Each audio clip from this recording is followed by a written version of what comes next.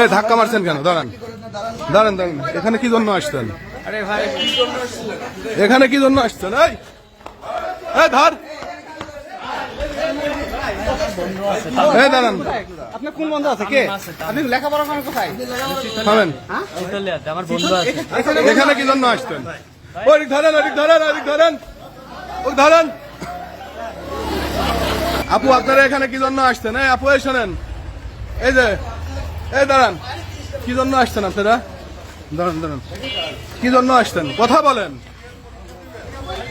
পরীক্ষা দিতে আসছেন আপনারা? আসলে এখানে ওদের দোষ দিয়ে লাভ কি?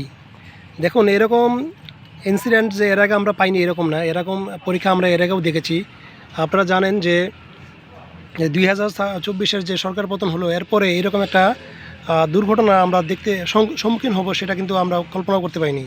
তো যেখানে আপনারা দেখছেন দেশে এত সংস্কার হচ্ছে, সেখানে একটা পরীক্ষা কীভাবে সেখানে একটা পরীক্ষা, এরকম সরকারি পর্যায়ে একটা পরীক্ষা, সেটা কিভাবে বাসায় বসে বসে দেওয়া যায় এবং সেই প্রশ্ন তারা কিভাবে পায়, সেটা আমার বোধগম্য নয়।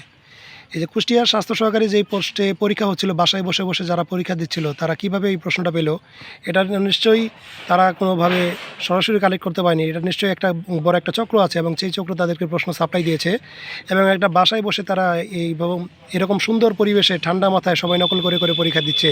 এটা কিন্তু সমাজের জন্য বড় একটা মানে অ্যালার্মিংয়ের বিষয়। তো তাদেরকে কে প্রশ্ন সাপ্লাই দিল আর তারা কীভাবে এই প্রশ্নগুলো পেল, এটাই এখন তদন্ত সাপেক্ষ বিষয়। এবং তারা সাংবাদিকরা যখন জানতে পেরে তাদের সামনে গেল, তারা কিন্তু দেখুন পরীক্ষা বাদ দিয়ে এরকম নিজের মান সম্মান বাঁচানোর জন্য এবং ধরা পড়ার ভয়ে কিন্তু সেখান থেকে দেখুন পালিয়ে যাচ্ছে এবং সবাই কিন্তু পালিয়ে যাচ্ছে, সাংবাদিকদের সাথে কেউ কথা বলতে যাচ্ছে না। এই হচ্ছে পরীক্ষা ব্যবস্থা। এবং বাংলাদেশের কুষ্টিয়ার যে স্বাস্থ্য সহকারী পদে পরীক্ষা হওয়ার কথা ছিল, সেখানে কিন্তু এভাবে পরীক্ষা হচ্ছিল এবং এটা কিন্তু সোশ্যাল মিডিয়ায় ভাইরাল হয়েছে এবং সেখানে এই পরীক্ষা বাদ দিয়ে কিন্তু ছাত্রছাত্রীরা পালিয়ে যাচ্ছে। তো যারা এই কাজে জড়িত আছে এবং যারা এটাকে এই ছাত্রছাত্রীদের হাতে প্রশ্ন তুলে দিয়েছে, তাদেরকে দৃষ্টান্তমূলক শাস্তি দেওয়ার জন্য অনুরোধ করছি এবং এদেরকে সংস্কারের দাবি জানাচ্ছি।